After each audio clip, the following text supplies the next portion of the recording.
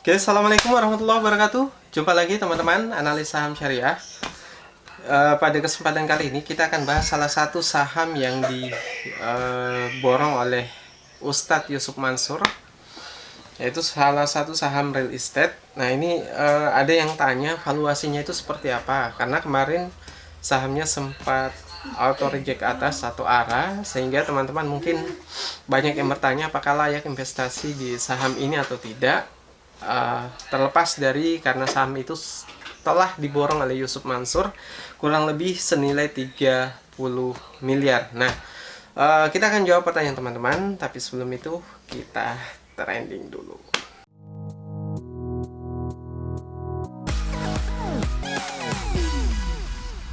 Oke, teman-teman, analis saham syariah.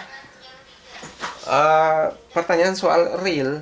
Real ini adalah salah satu saham real estate, dan kalau kita lihat datanya, saham ini sebenarnya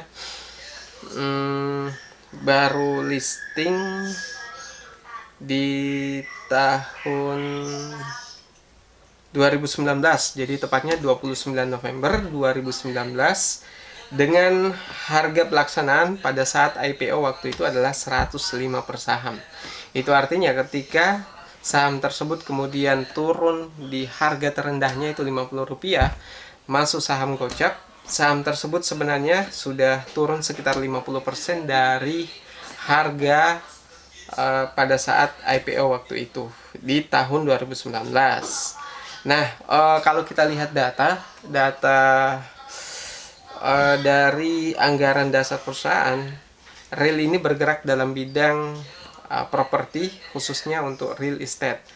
Jadi perusahaan ini fokus untuk properti-properti yang menengah ke atas, tapi kita akan lihat seperti apa laba yang dihasilkan perusahaan selama tahun 2020, karena data laporan keuangan kita bisa dapatkan di tahun 2020 mulai kuartal 1, 2 hingga 3 hingga 4, dan sampai saat ini sudah rilis laporan keuangan kuartal 1 tahun 2021, teman-teman. Nah, kalau kita lihat datanya,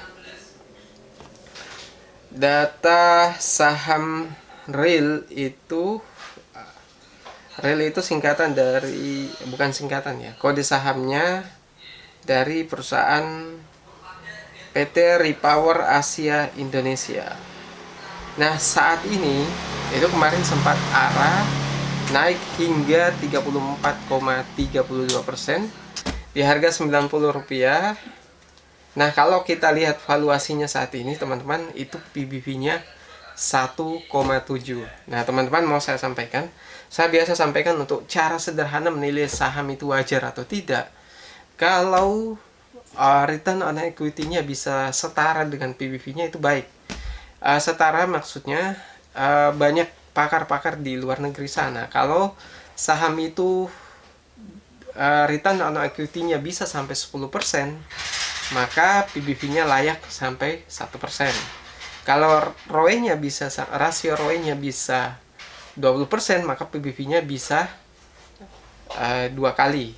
Jadi itu tadi ya, jadi kelipatan 10/1. Kalau 10% ROE-nya, PBV-nya bisa 1 kali. 20% ROE-nya, PBV-nya bisa 2 kali. Nah, seperti itu dan seterusnya. Tapi itu mungkin tidak semua saham bisa dianggap seperti itu. Tapi secara umum itu cara sederhana untuk menilai saham itu murah atau mahal. Nah, kita lihat sekarang saham real itu PBV-nya 1,7, teman-teman. Tapi kalau kita mengacu ke data yang selama 3 kuartal dulu ya, di tahun 2020, return on equity dari real ini ternyata 0. Jadi bahkan tidak sampai 1%. Sempat naik di kuartal 4 2020, itu karena akumulasi dari kuartal 1, 2, 3, dan 4. Laporan tahunannya return on equity dari real ini itu mencapai 0,3%. Tidak sampai 1%. Sehingga saya katakan, teman-teman, kalau sahamnya waktu itu turun di harga Rp50, ini kita belum bicara soal Yusuf Mansur. Kalau sahamnya turun Rp50, itu sangat wajar karena dari kinerja memang perusahaan itu seperti itu. Jadi dia tidak bisa sampai menghasilkan laba standar lah minimal 10% dari rasio return on equity-nya ya. Nah, kalau laba mungkin kita bisa lihat di kuartal 2 itu 5 total kuartal 2 laba bersihnya itu 8 juta teman-teman. Ini bayangkan laba bersih itu 8 juta. Kuartal 3 26,7 juta. Kuartal 4 itu 1 miliar, 1,022 miliar. Nah, kalau kita lihat memang secara kinerja perusahaan ini naik dari waktu ke waktu. Tapi saya mau sampaikan teman-teman, untuk seorang pemula, kalau memang mau investasi jangka panjang, minimal lihat saham tersebut sudah sudah bisa bertumbuh asetnya, laba bersihnya 5 tahun terakhir. Kalau ini baru data 1 tahun terakhir saja, teman-teman niat untuk jangka panjang, maka sebenarnya jangan meniru Yusuf Mansur. Kalau Yusuf Mansur punya dana banyak, gagal di saham itu, sebenarnya beliau masih bisa beli saham lain dan lain sebagainya. Itu pun kalau niatnya mau mengambil capital gain. Tapi kalau niatnya untuk memborong saham tersebut dan mengakuisisi nantinya dengan nilai akumulasinya di atas 50%, maka beliau punya rencana lain untuk itu, sehingga bagi investor retail membeli saham real hanya untuk ikut-ikutan itu tidak tepat teman-teman. Kalau saya pribadi masih banyak saham yang lebih murah dengan PBV 1,7 itu kurang layak teman-teman dihargai dengan return on equity yang hanya 0,3% di kuartal 4 tahun 2020. Nah, sedangkan di kuartal 1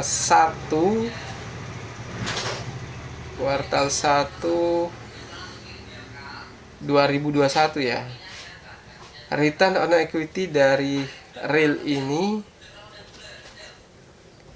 itu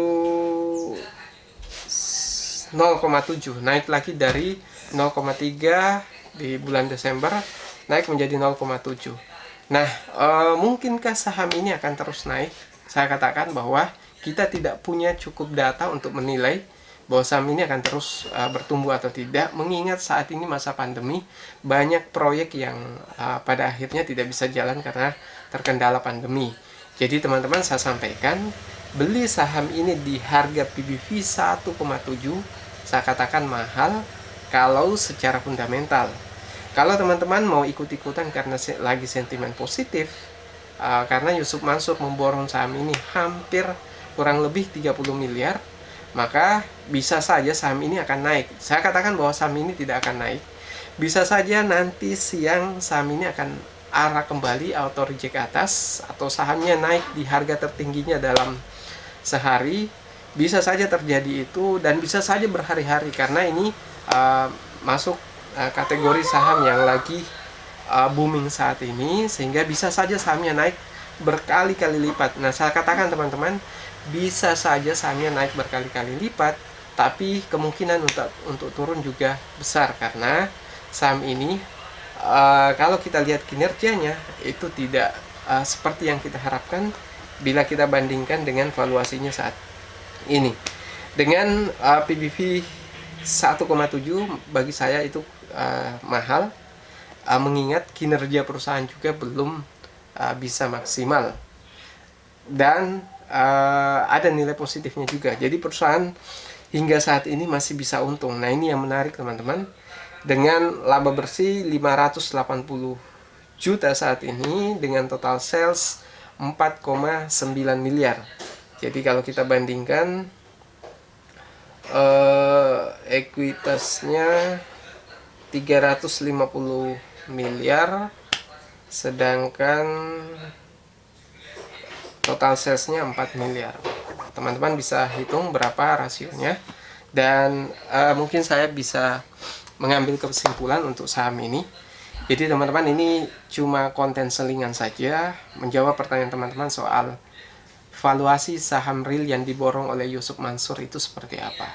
Kesimpulan saya buat teman-teman yang niat investasi, saya katakan bahwa tidak cocok untuk ikut-ikutan dengan Yusuf Mansur, karena bisa jadi Yusuf Mansur punya rencana lain, bisa jadi mau mengakuisisi atau punya rencana lain, misalnya mau merger dan sebagainya.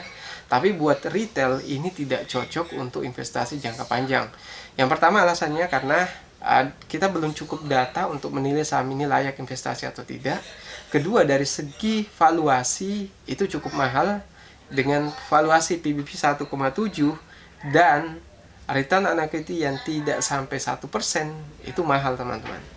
Tapi kalau dikatakan apakah saham ini akan naik atau turun, ingat bahwa dalam analisis fundamental itu tidak menentukan kapan saham itu naik atau turun, tapi menilai saham itu murah atau mahal, kinerjanya baik atau tidak.